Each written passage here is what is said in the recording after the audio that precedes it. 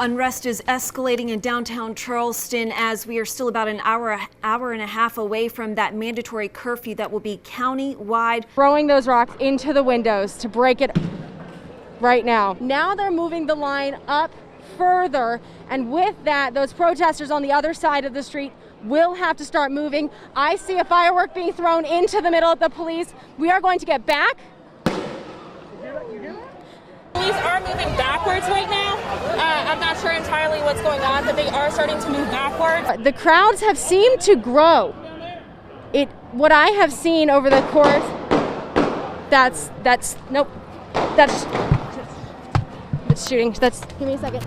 Paula, you kind of described the scene there and what just happened if you were nearby what we heard in Lillian's live shot. I'm going to try to get Bill Walsh on the phone. He's down there near the Hotel Bennett.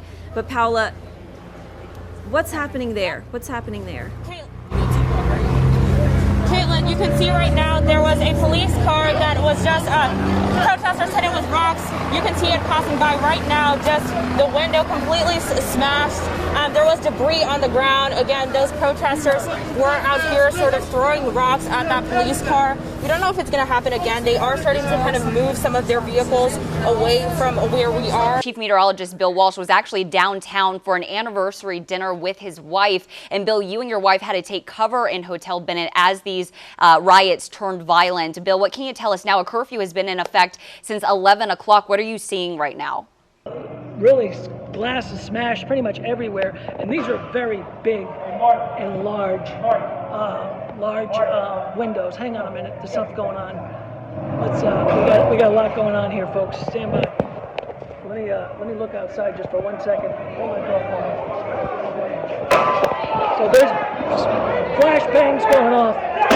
Whoa, we gotta get inside. If you had folks inside when those protesters came up. Yes, sir. Walk me through what you saw. Obviously, you have a full-out broken window. You have a broken door. Yes, sir. Basically, I came in at 9, and the managers were already talking about shutting everything down. It's just simple stuff, making sure, no problems, just checking IDs. And, they're already talking about shutting everything down. Next thing we know, they get all the chairs inside, all the tables inside. I'm still just kind of watching, making sure everything's going okay.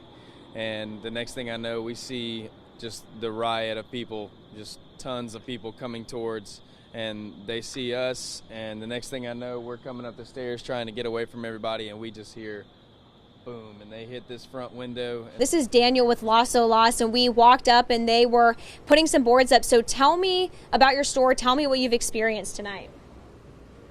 I guess words can't really describe the sadness that I feel for the city. This is devastating to many different levels.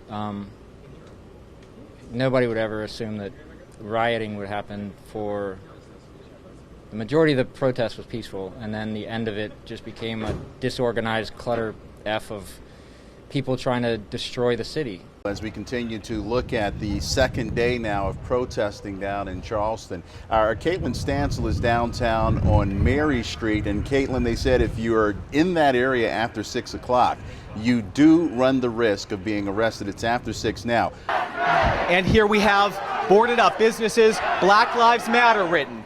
We have Justice for George. Say his name. These are the things we are seeing on the plywood of these businesses that were damaged last night. Bill, we're backing up now. They just released tear gas at the corner of Hudson Street. We're getting the after effects. It's a little stifling here, Bill. We're gonna just send it back to you. It's getting a little tough to breathe here. All right, Justin, take care of yourself. I want to let you know something we're seeing during this active arrest. The officer just pulled a knife out from this guy's pocket or wherever he was keeping it. Protester on a bicycle blocking the SWAT vehicle from moving any further. And the crowd cheering as that bicyclist is blocking the Goose Creek Police SWAT vehicle here.